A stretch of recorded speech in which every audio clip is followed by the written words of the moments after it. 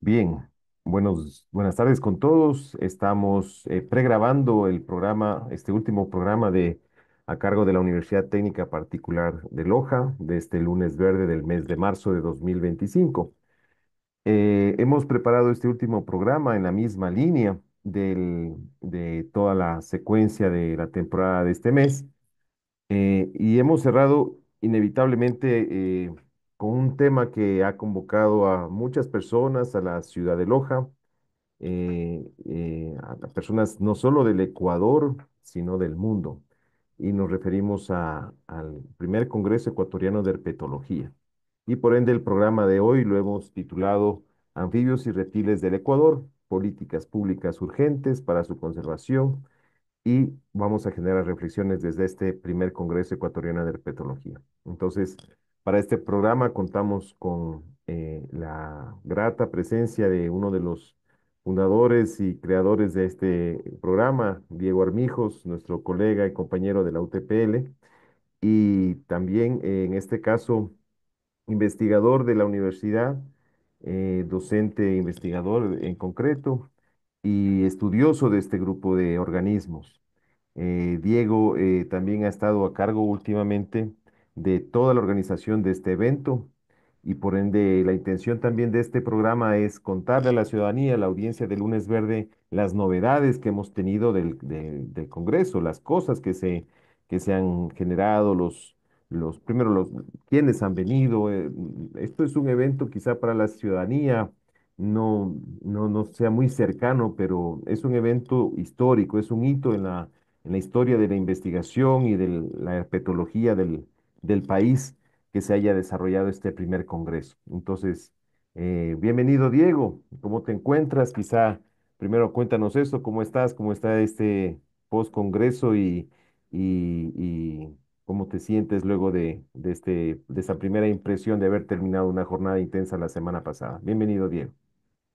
Muchas gracias, Rodrigo. Muy buenos días con todos. Un saludo para todas las personas que están siempre apoyando esta iniciativa de Lunes Verde en Red. Sí, realmente estamos bastante contentos por la organización de este evento, como bien lo dices, histórico para lo que es el ámbito de las ciencias biológicas en el país y particularmente para los anfibios y reptiles, ¿no?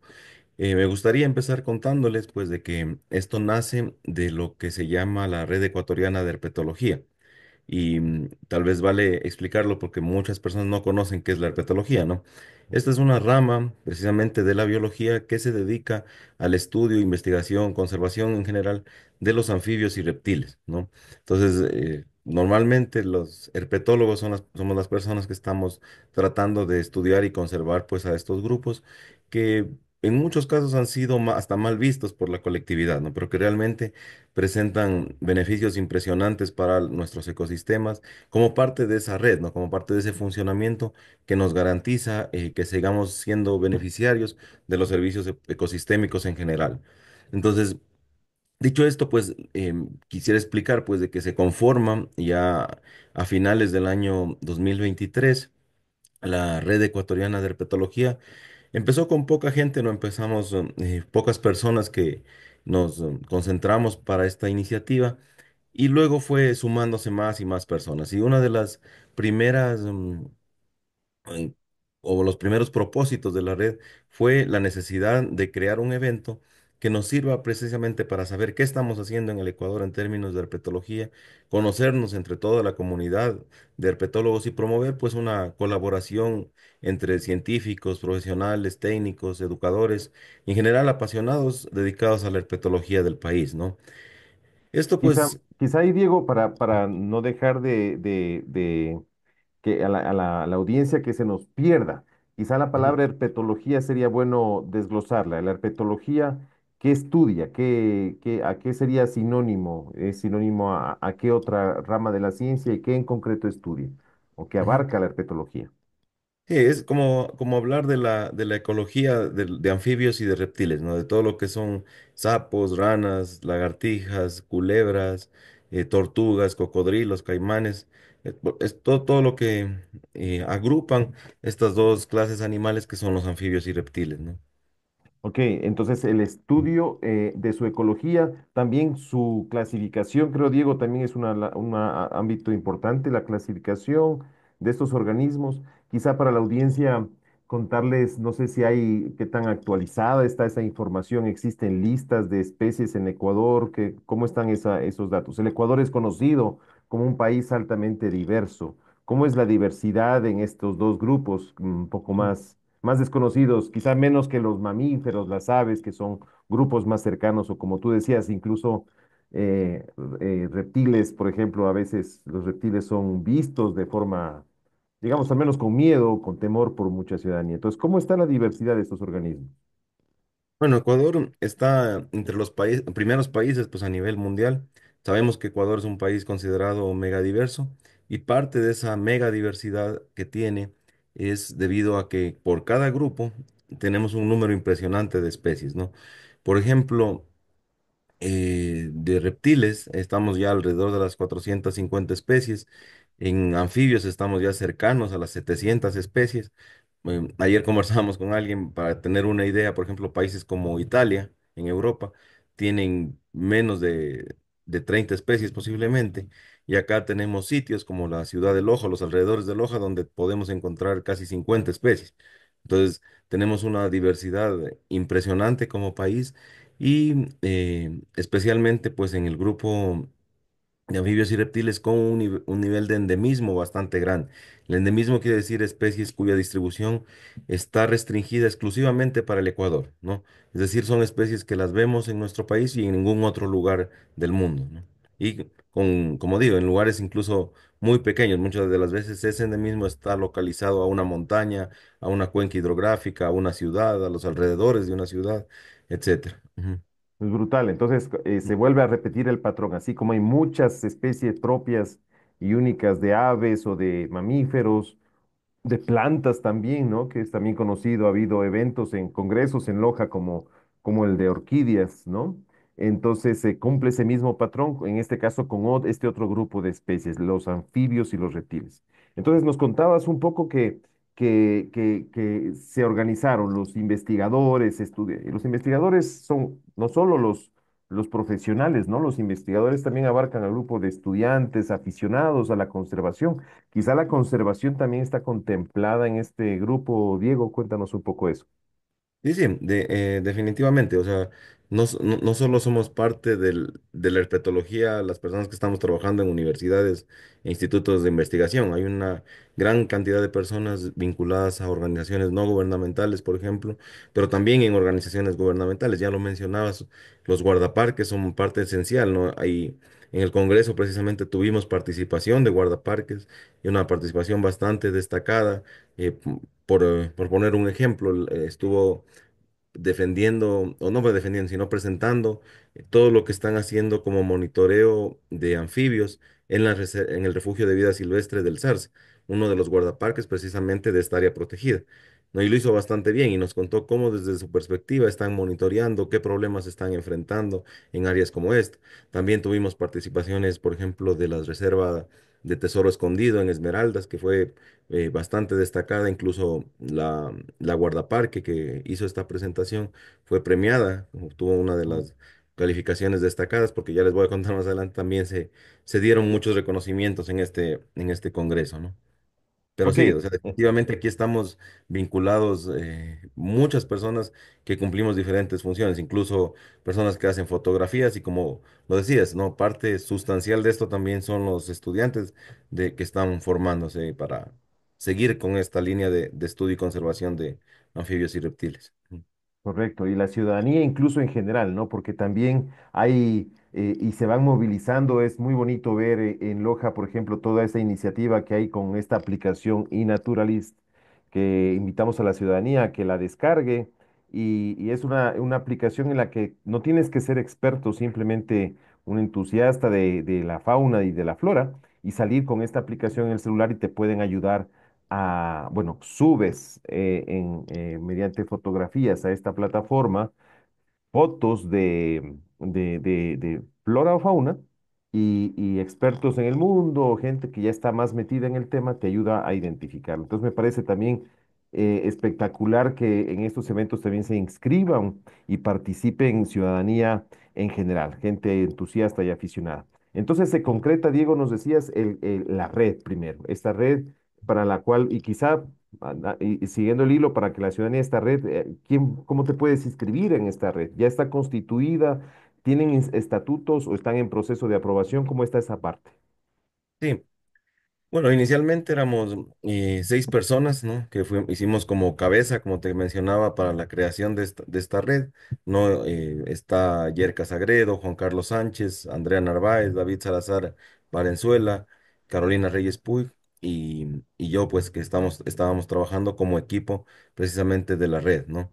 Y poco a poco fuimos desarrollando talleres, fuimos desarrollando reuniones en las cuales buscábamos conocer lo que pensaba la comunidad, digamos, de herpetólogos en el país para ver si había o no la necesidad primero de integrarnos, ¿no? Porque si había un desinterés, por ejemplo, no tenía razón de ser conformar una red, pero realmente fue muy bonito que poco a poco había más bien más gente que se sumaba y cada vez crecía la iniciativa. Entonces, inicialmente, digamos, lo que necesitábamos era saber el interés de las personas. Porque lo que queríamos era llegar a este primer Congreso de Herpetología y ahí presentar los estatutos, como efectivamente se hizo, ¿no? Entonces, en una de las reuniones magistrales donde estaban el 100% de los participantes del Congreso, se socializó la propuesta de estatutos, se socializó también temas de cuánto costaría ser parte de la red, porque Mm, necesita mantenerse por gastos claro, administrativos, en general. Entonces, se discutió también, por ejemplo, la necesidad de seguir haciendo los congresos, cada cuánto tiempo se hace, incluso se llegó a definir la sede del siguiente congreso, que será en el TENA, ¿no? En la Universidad Regional Amazónica, para el año 2028. Entonces, ya tenemos un horizonte, tenemos una perspectiva de llegar para ese tiempo, pues con avances.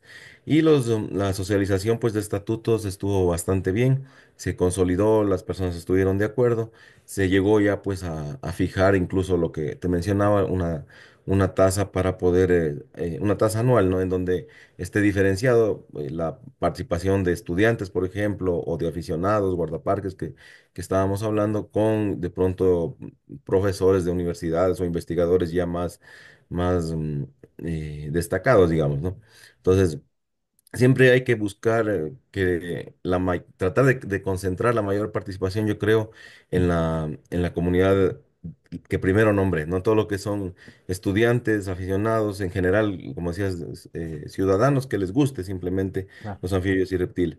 Entonces, ellos, para que tengan conocimiento, se acordó una tasa de suscripción anual a la red de $25, ¿sí? ya, En el caso del resto de las categorías de investigadores, como decía, una tasa de $50 por año. Entonces, no es una tasa alta, pero nos permite mantener la red, nos permite también pensar ya en cosas que van un poquito más allá de la organización de eventos, ¿no? Hemos acordado, por ejemplo, en el pleno ahí del Congreso, la oferta de becas también, que mm, intenten fortalecer sobre todo estudios de anfibios y reptiles en pregrado. Entonces, de pronto tal vez no parece muy alto el valor, pero por ejemplo, si tienes becas de 500 o $1000 para estudiantes de pregrado, se pueden hacer cosas muy, muy claro. bonitas. Entonces, y ya es un gran apoyo y es una forma de que la red también esté promoviendo la investigación en estos grupos. Esto por una parte, ¿no? Y por el otro, yo creo que hemos tenido una participación bastante interesante desde diferentes puntos de vista.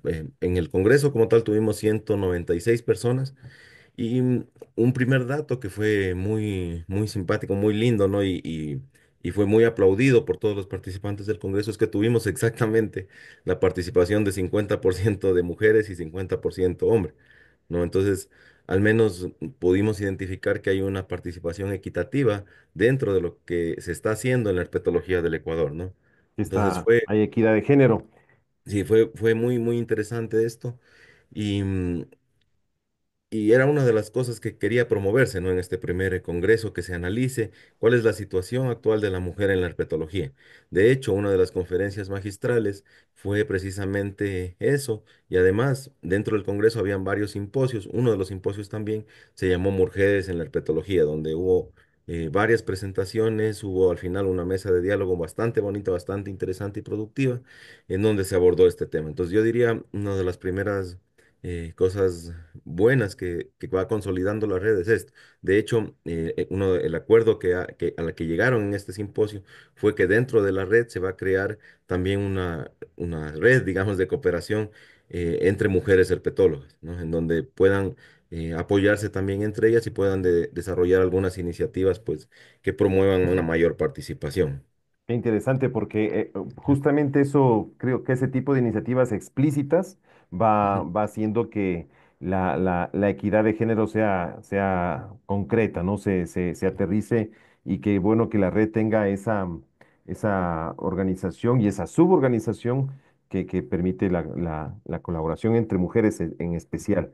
También es bueno, creo que resaltar a la audiencia el hecho de que,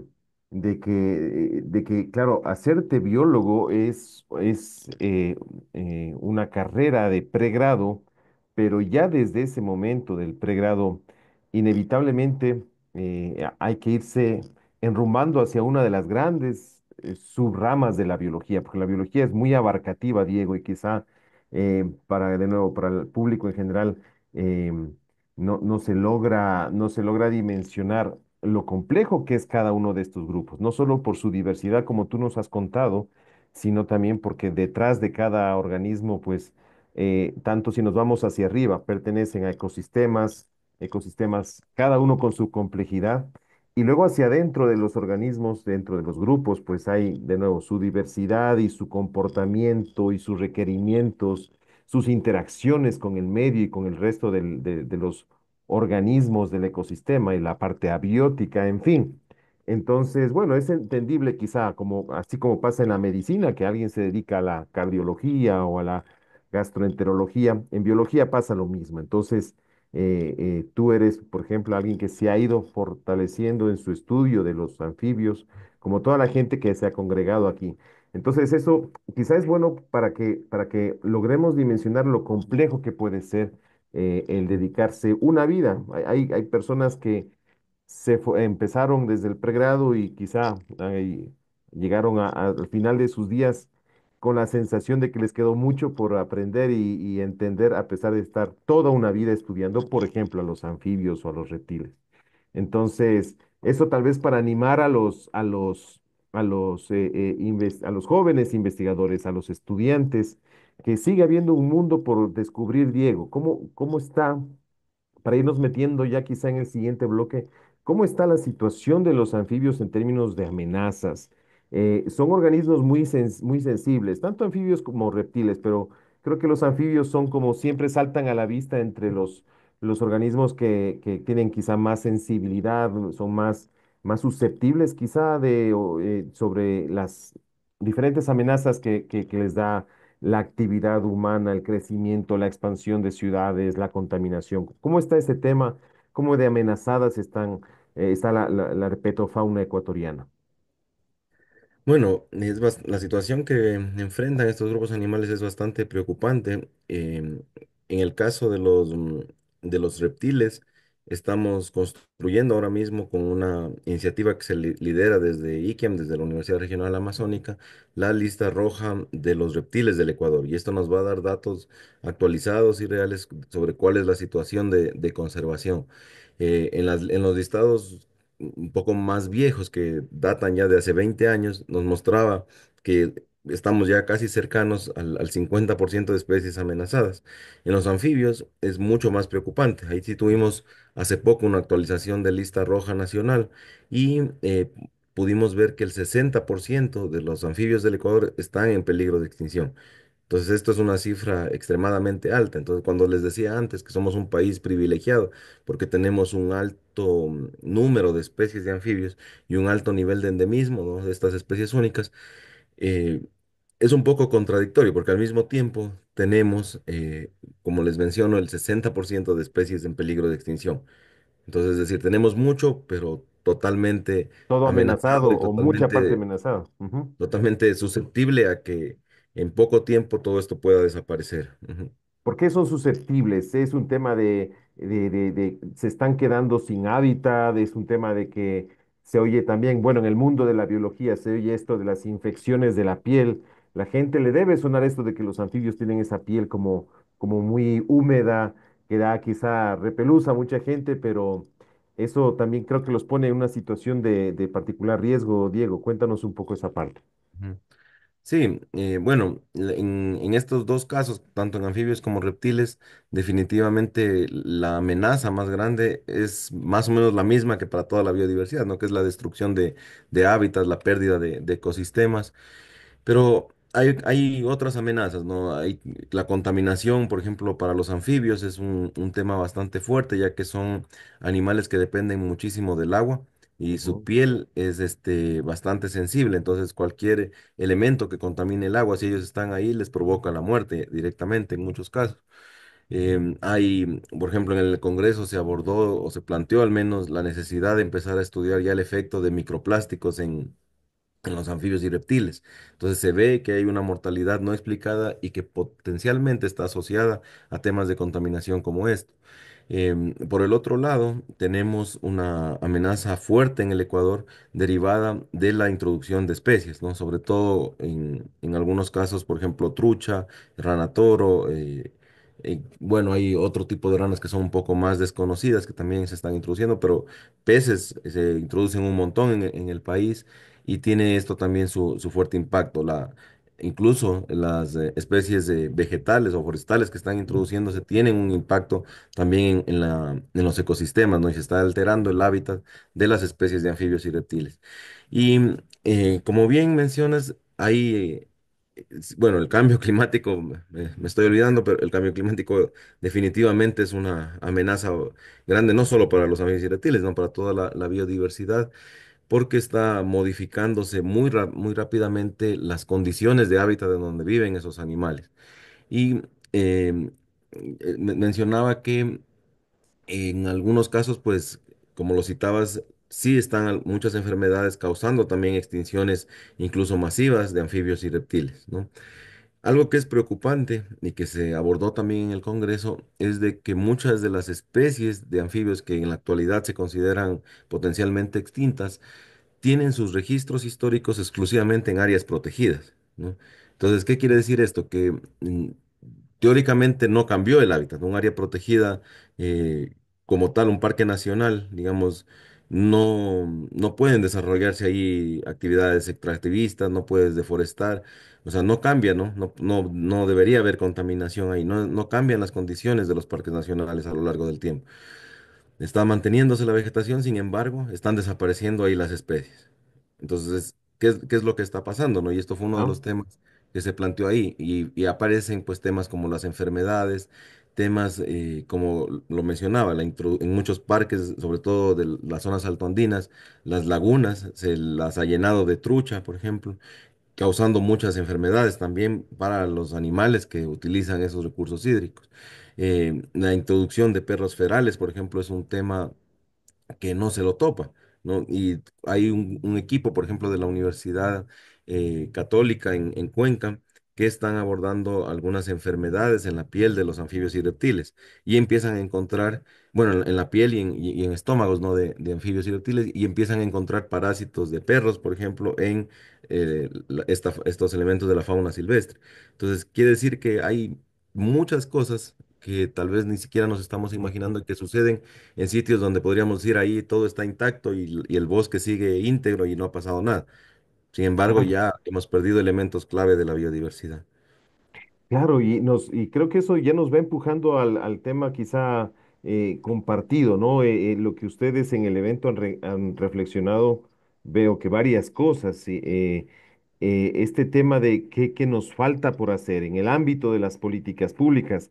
La gente, conversábamos hace unos días, justo en el marco de quienes estaban asistiendo al Congreso, la gente quizá históricamente oye área protegida y piensa que eso ya está ahí para la posteridad, como tú dices o mencionas que debería ser y no hay tal, o sea, ni siquiera es que, no solo es que se han metido especies invasivas como los perros o las truchas metidas en forma deliberada por los humanos, sino que también los humanos se han metido a las áreas protegidas. Tenemos Podocarpus, yo no lo dejaré de mencionar, un parque nacional invadido por minería artesanal y de diferente tipo, grupos delincuenciales metidos en el parque o que han hecho, hicieron, no sé si siguen generando problemas ahí, liberándose todos los desechos de la actividad minera en un parque nacional.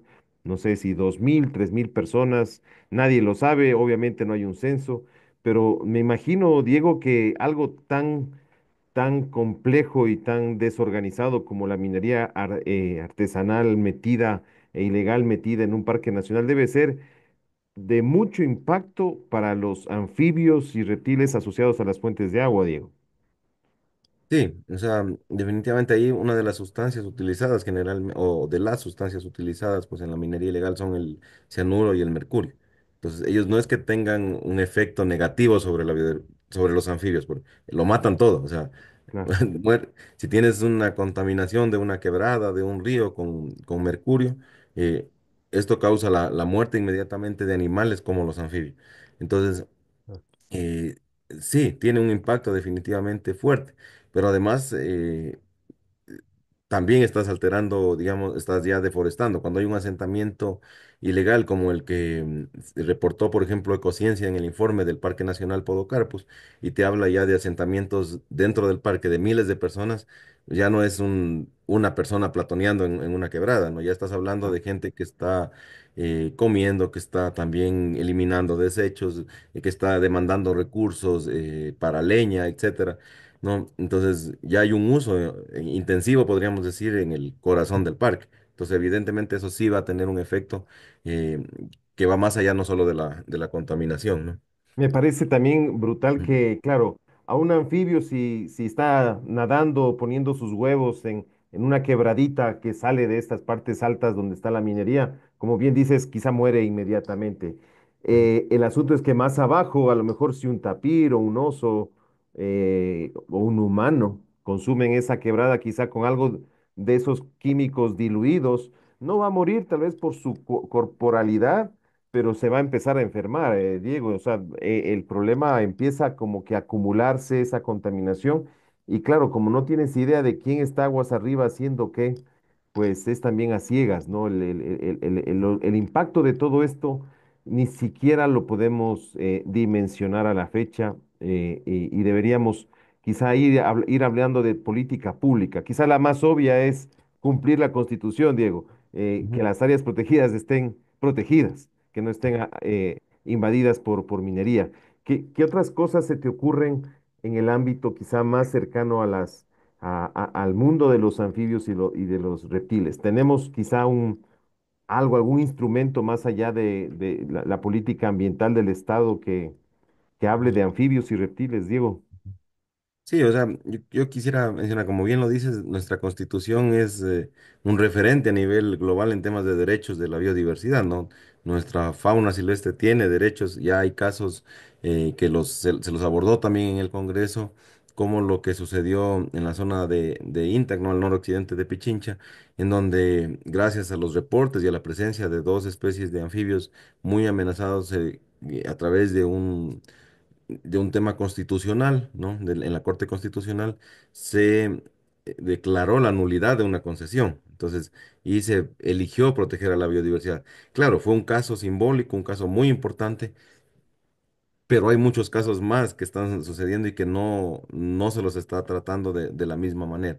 Entonces, el Estado tiene potencialmente la posibilidad de aplicar la Constitución y de hacer cumplir esos derechos de la naturaleza. Ahora, ¿dónde estamos fallando? ¿No? Y eso también lo analizamos, ¿no? A través de las diferentes conferencias y espacios de diálogo que se abordaron en el Congreso. Estamos fallando en la ejecución de toda esta normativa que existe en el país, porque no es que no tengamos normativa, o sea, como lo hablábamos antes, en el caso de los parques nacionales tienes prohibición estricta, ¿no? O sea, no te da la posibilidad de que Claro, bajo ciertos criterios puedas hacer algunas actividades, no, te dice que está prohibido, o sea, completamente prohibido claro, muchas actividades. Entonces, la ley dice eso, pero sin embargo no se cumple. Entonces, deberíamos pensar en que en el marco de fortalecer, digamos, nuestras instituciones, tener la capacidad técnica, pues también para controlar, por ejemplo, las áreas protegidas, tener la coordinación o la articulación entre instituciones del Estado, de manera en la que se pueda hacer un cuidado eficiente de nuestras áreas protegidas. Hablemos, por ejemplo, que intervenga el Ministerio del Ambiente, el la Agencia de Regulación y Control Minero, que intervenga el ejército del país, la Policía Nacional, etcétera, ¿no? Diferentes instituciones que pueden cumplir ahí un rol importante, pero se necesita acción y que muchas de las veces no se las hace por una falta de interés del Estado realmente hacia las áreas protegidas, ¿no? Lejos de fortalecerlas, lejos de darles más recursos para que exista ese control, lejos de apoyar a los guardaparques que están ahí batiéndose cada día con todos los problemas que tienen las áreas protegidas, lo que generalmente se hace es ir poco a poco desmantelando al Sistema Nacional de claro. Áreas Protegidas, ¿no? Reduces el tamaño o la cantidad, perdón, de guardaparques, no tienen el Presupuesto. suficiente apoyo, reduces el presupuesto, necesitan transporte para moverse y de hacer vigilancia, patrullaje y no lo disponen, ¿no? Entonces, con esa situación, cuando cada vez empeoran las condiciones, digamos, del personal que está ahí, es difícil, ¿no? Entonces, lo mismo pasa en las diferentes instancias, o sea, a nivel de personal técnico del Ministerio del Ambiente, con este tema de que tenemos que reducir el tamaño del Estado, estás reduciendo también capacidad técnica importante. Muchas de las veces se sacrifica personas que han tenido muchísima experiencia y formación, ¿no? En diferentes ámbitos con el pretexto de que hay que reducir el tamaño del Estado sin, eh, o sea, mejor dicho, haciéndolo un poco a ciegas, ¿sabes? ¿No? Claro. Ujú, Sin una planificación de qué reducir. Desde luego que yo no le veo por dónde reducir más. ujú, Claramente, como bien dices, no se ve, se evidencia que no hay capacidad para responder a todas las necesidades de las áreas protegidas y sin embargo, absolutamente todos los habitantes de este país dependen de las áreas protegidas para ujú, cosas tan básicas que las hemos repetido varias veces en este programa, como el agua, el aprovisionamiento de agua de calidad ujú, depende de tener ecosistemas de calidad, ecosistemas conservados, que no solo son esa esponjita que nos hacen ver en la escuela de que ahí se filtra la tierra y sale el agua limpia, son además, que eso es lo que tal vez cuesta todavía dimensionar, son el reservorio del patrimonio de esa biodiversidad tan especial que tenemos los ecuatorianos, bueno, los colombianos, todo el mundo tropical, neotropical quizá. Es ujú, decir, esa esponjita que es el bosque o el páramo no solo es esa esponjita. Eso también tenemos que sí, resaltar mucho. Si hay no cientos, miles de personas dedicados a estudiar los anfibios, los reptiles, las aves, es precisamente una porque son muchos y dos porque son complejos. Es complejo conocerlos y es complejo llegar a conservarlos. ujú, La ciudadanía debe entender, quizá, Diego, que no solo es lo que estamos hablando aquí de hacer patrullaje, hacer control mínimo, básico, es recién el principio. Conservar una especie o un grupo de especies tan complejas, lo que nos has contado, ¿no? Que puede haber una enfermedad escondida, transferida por otro ser vivo como los perros u otros organismos que haya microplásticos, que esté el cambio climático, o sea, habría muchas cosas más que deberíamos estar ahora mismo midiendo, evaluando para, como un cirujano, no sé, como un radiólogo que va al detalle viendo las radiografías o las resonancias magnéticas en un organismo humano, así debería, con esa misma dedicación y profundidad, deberíamos entender, tratar de entender esa biodiversidad tan compleja de la que nos hablas. Ahora, Diego, cuéntanos, para no quedarnos con ese sinsabor de todo lo que falta por desarrollar en política pública para conservar biodiversidad y cosas tan especiales como los anfibios? Cuéntanos qué cosas exitosas hay. Para mí el Congreso es un hito exitoso por donde se lo vea, tener tanta gente junta, hablando el mismo idioma y poniéndose de acuerdo. ¿Qué cosas hay, qué cosas podrías resaltar como hitos que le queda a la ciudadanía, a nuestra audiencia, de esto se ha hecho bien? En esto hemos colaborado a veces el sector público, el privado, con todas las limitaciones que hay. Cuéntanos quizá un par de experiencias que tengas, se te vengan a la mente. Sí, solo para acabar algo que quería decir en lo que me preguntabas antes, y luego te cuento todas las cosas positivas del Congreso. O sea, quería mencionar que, bueno, topamos el tema a nivel nacional, ¿no? Pero Ujú. luego a nivel seccional, digamos, hay un montón de cosas que nos faltan. A nivel de ordenanzas municipales, Ah, ok. a nivel de regulaciones provinciales también, ¿no? Entonces hay mucho por trabajar. Yo creo que ahí es donde, todavía donde tenemos más cosas, porque, claro, antes les decía, hay especies que están restringidas a un lugar puntual de una ciudad, ¿no? Por ejemplo, hay una especie de rana venenosa que en una de las conferencias magistrales del Congreso, el doctor Luis Coloma, ¿no? Que es uno de los referentes de la herpetología en el país, decía, en Loja perdimos una especie de rana venenosa que estaba presente en el río Malacatos, ¿no?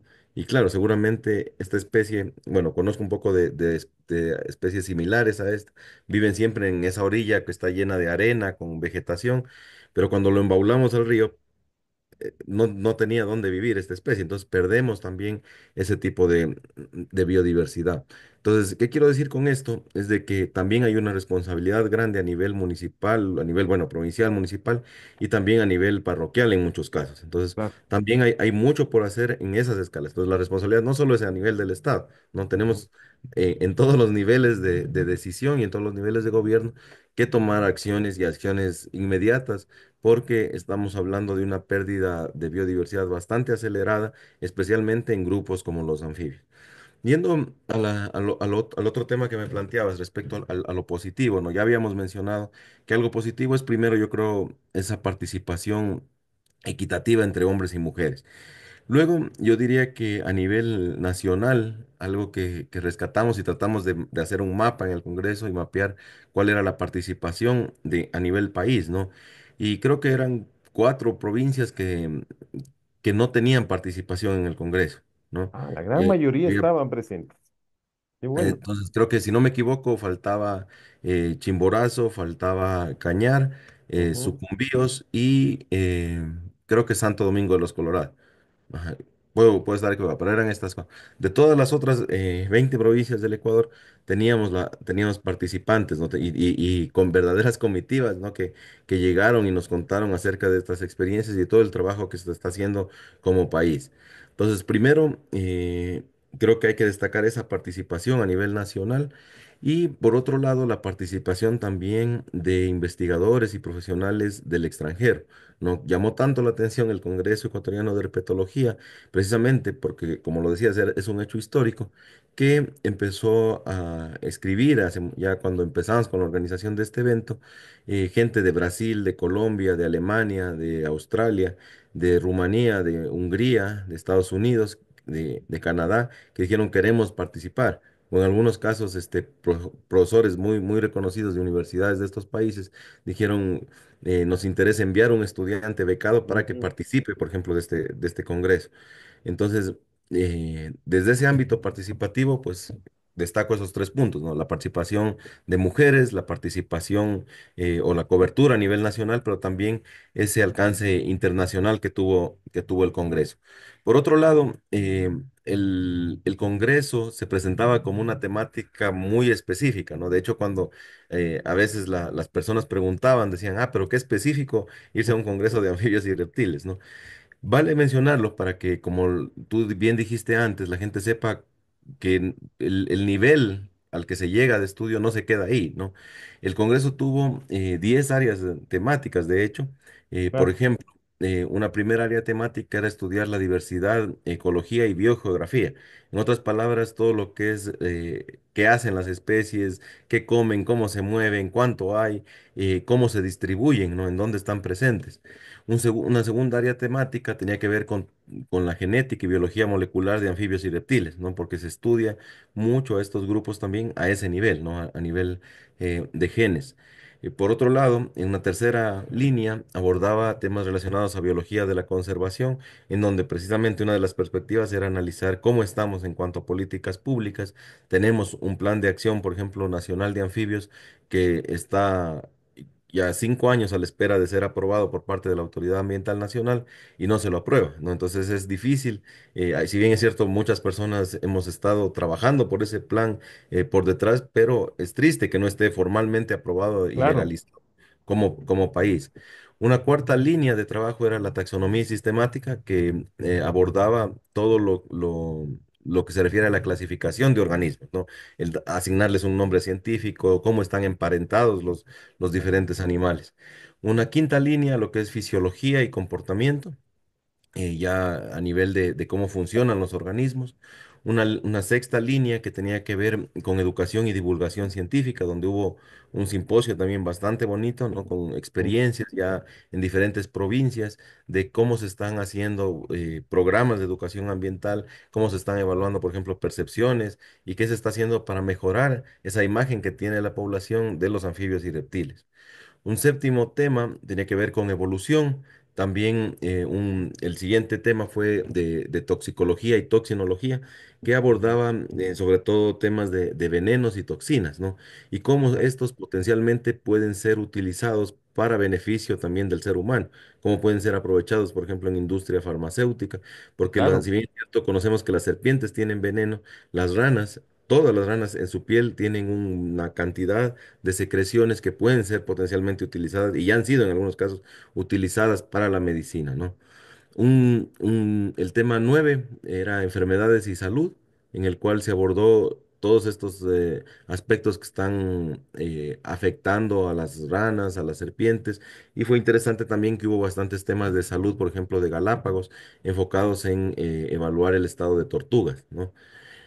Y el último tema estuvo definido por lo que es manejo de vida silvestre, en donde se incluían algunas experiencias in situ, pero también ex situ. Esto quiere decir mantener animales en cautiverio. Hay algunas experiencias muy bonitas, sobre todo en anfibios, en las cuales se está promoviendo que especies muy amenazadas se las pueda reproducir en cautiverio con fines de poder reintroducir en algún momento a claro. futuro. Pero eso exige igual un nivel de estudio bastante grande. Entonces, el nivel al que se llegó en el Congreso era hilar bastante fino, ¿no? Por ejemplo, teníamos charlas, Claro, por decirte, de analizar el canto de ciertas especies de animales, analizar cómo es la comunicación, analizar cómo es la reproducción, cómo es el desarrollo de las larvas de una especie de anfibio. Entonces, hay cosas muy específicas. Entonces, siempre se puede hilar más fino, ¿no? Y fue claro. lindo porque al final hubo alrededor de 150 ponencias, ¿no? Que para 3 días fue un ritmo bastante fuerte, ¿no? Eh, Lograr desarrollar eso requirió ser bastante Organizado. estrictos con tiempos, con moderaciones, claro. Claro.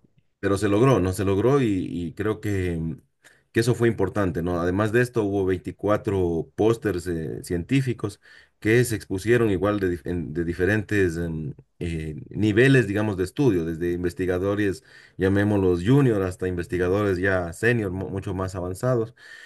Hubo también 8 charlas magistrales, ¿no? Entonces, todo esto nos llevó a tener un congreso bastante exitoso. Bueno, no menos importante, se realizaron 8 simposios también dentro del congreso, se realizaron 4 cursos precongreso también que sirven para ir fortaleciendo sobre todo las capacidades de nuestros estudiantes.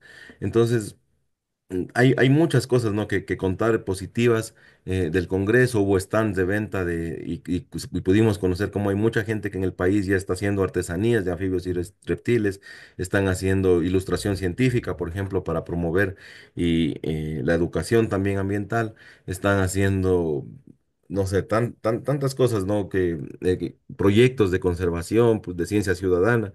O sea, realmente creo que hay muchas cosas por destacar y seguramente se me quedan muchas cosas por contar, ¿no? Que es lo que ahora se me viene a la cabeza. Y, Y lo mejor de todo fue, yo creo, esas conversaciones de pasillo, esas conversaciones durante los refrigerios, esas conversaciones en las noches, ¿no? Cuando muchas personas ya tal vez con una cerveza empiezas a crear redes y vínculos de trabajo, ¿no?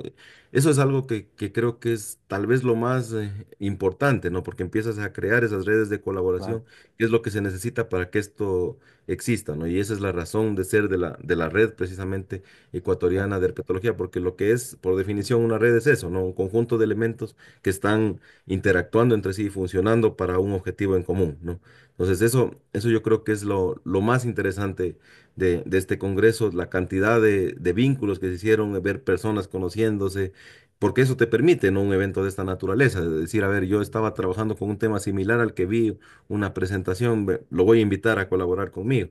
¿No? O había alguien que está de pronto haciendo lo mismo a 20 kilómetros en la provincia vecina, de pronto sumamos y tenemos un proyecto mucho más bonito. Entonces te sirve también para enterarte de lo que está haciendo el vecino, digámoslo así. Es brutal lo que cuentas. Yo creo que a la ciudadanía le debe motivar mucho en un país en el que lastimosamente no llegamos, no estamos ni a la mitad del 1% de inversión del PIB en ciencia. Que haya 10 campos de desarrollo profundos en un ámbito concreto como es la herpetofauna, es alucinante. Quiere decir, Diego, que hay tanto compromiso de tanta gente queriendo hacer las cosas con mucho entusiasmo, buscando el dinero, porque eso implica que si ese cero, ni 0,5% del PIB anual, datos del 2020, porque no hay más en la red, eh, quiere decir que la gente se está buscando la vida y está con un compromiso tan fuerte como el que tú tienes, como el que tiene la red que se está formando a pesar de esa adversidad que es la adversidad mayor, la falta de recursos de inversión. El Ecuador debería tener becas no de unos pocos dólares, de miles de dólares en inversión, en investigación, en formar a esta gente. O sea, solo si nos metemos al mundo de los venenos, al mundo de las toxinas y moléculas que están en la piel de estos organismos, en los venenos de las serpientes, y todo lo que se debería estar estudiando en un país que es un laboratorio vivo, es que deberíamos, en vez de estar discutiendo de en cuánto está la caja de banano o la libra de camarón en el mercado internacional, deberíamos estar discutiendo de estas cosas. Debería haber una inversión del país profunda, una apuesta de país por este tipo de investigaciones de base que te permiten justamente desarrollar posteriormente no solo la industria y la economía, sino también la conservación más precisa, la conservación más focalizada. A pesar de esa ausencia, que haya más o casi 200 personas presentando cosas, he hecho esto, he hecho lo otro, he conseguido estos recursos y me he asociado con tal colega y estamos, y con tales estudiantes, siempre mencionarlo, es realmente una noticia, yo creo que para llenarnos de mucha energía, de mucha esperanza de que es posible, de que los ecuatorianos podemos, a pesar de las adversidades, valorar y esforzarnos y trabajar en equipo para sacar adelante este y otros temas, Diego. Sí, sí, definitivamente. Y como digo, esas redes quedarán, todos esos grupos de trabajo que se han formado van a consolidar más esfuerzos y esperamos que en el próximo congreso veamos ya los frutos de esas colaboraciones, ¿no? Si ahora fuimos 200, Claro, tal vez en el próximo seamos 300 y tengamos muchos más jóvenes, sobre todo, trabajando en estos temas, ¿no? Ese es el objetivo de la red. O sea, nosotros estamos naciendo, pero para que tengas una idea, países como Argentina tienen 2.000 miembros activos de su red de su red de wow, Argentina, perdón, de herpetología. Brasil creo que llega como a 6.000 miembros. O sea, estamos, claro, el tamaño de estos no países es importa, mucho más grande, claro, ¿no? Pero nos da pero una claro, idea de cuánto se puede crecer como con estas redes. Entonces, ahí, hacia allá tenemos que apuntar, ¿no? Hacia crecer y hacia fortalecer esta línea de trabajo que, como digo, puede ser vista desde afuera como algo muy específico, pero que tiene muchas cosas por dentro, ¿no? Y sobre todo tiene una trascendencia importante porque tú ya bien lo mencionabas, no hay un potencial enorme en lo que es ese aprovechamiento sostenible, digamos, de la biodiversidad también para el Ecuador, ¿no? Y si hablamos en algún momento de ese cambio de la matriz productiva, deberíamos apuntar a eso, ¿no? A cómo podemos optimizar una gestión adecuada de nuestros recursos naturales para que represente también una posibilidad de vivir mejor, ¿no? Entonces eso, yo creo que por ahí va, digamos, nuestra línea de lo que se logró con el Congreso.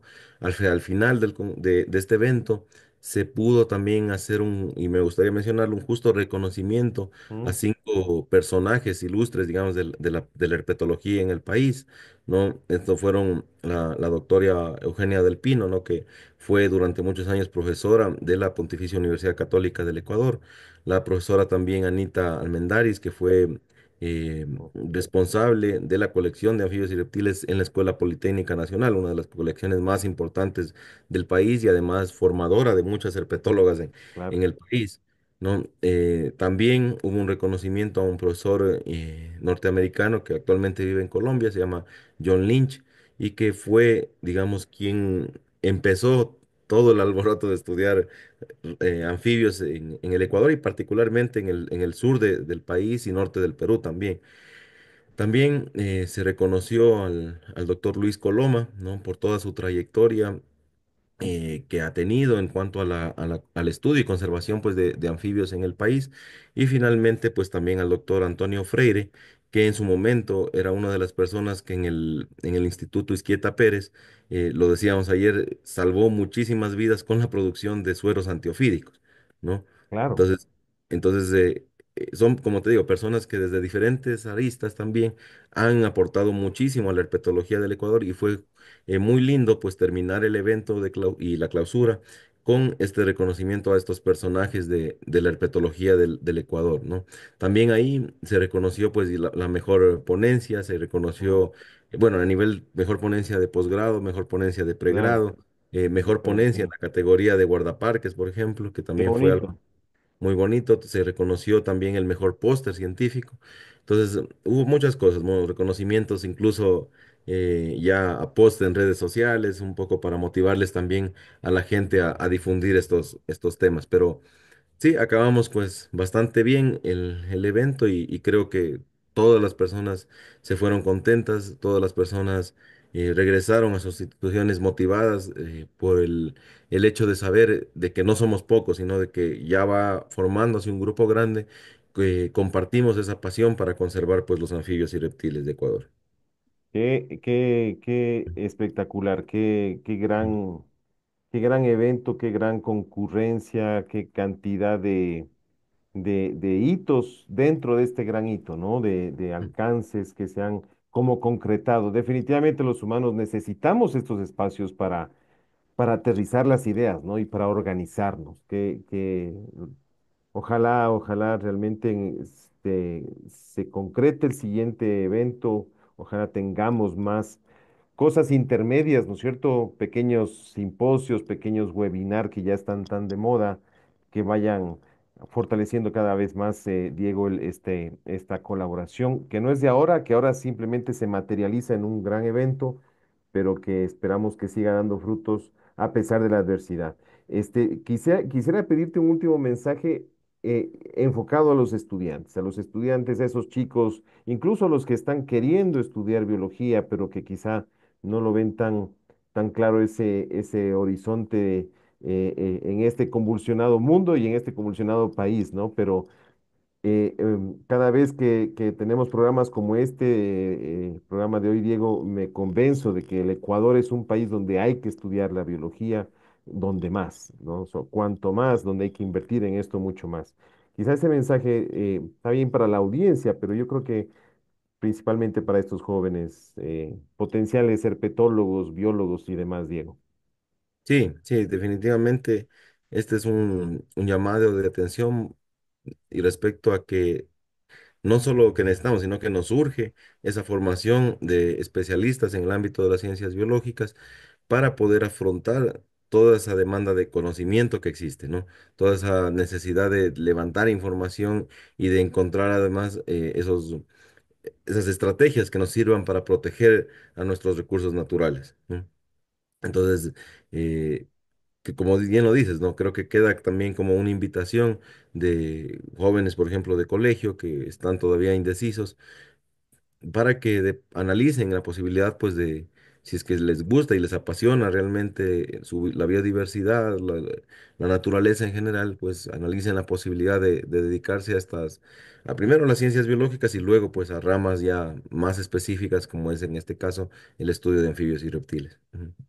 Genial, Diego. Pues no me queda Ujú. más que agradecerte, agradecer a nuestra audiencia por habernos escuchado esta cerca de una hora, agradecer a nuestra red de medios, Radio Poder, que es nuestra casa desde donde transmitimos, Radio UTPL, la radio de la Universidad Nacional de Loja, La Cosecha Digital, la única radio en Zamora, Zapotillo TV, TV Express, Radio Municipal 90.1 y a los generadores de contenido de este espacio Lunes Verde en Red, que son Naturaleza y Cultura Internacional, la Universidad Nacional de Loja y la UTPL. Esperamos tenerte pronto en un Lunes Verde, no solo de invitados, sino también conduciendo. Diego, tienes que regresar a las filas pronto, así que ya te hemos de reinvitar desde este otro lado de la tarima, Diego. Gracias por estar aquí. Un fuerte abrazo.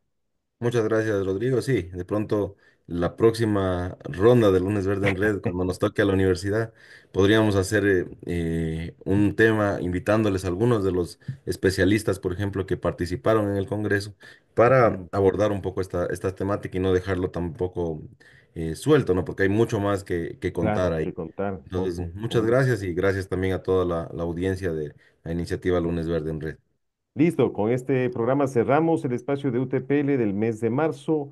En el mes de abril, pues tenemos la programación con nuestros colegas, me parece, de Naturaleza y Cultura Internacional. Así que un fuerte abrazo y hasta una próxima entrega de la UTPL. Una buena tarde a todos.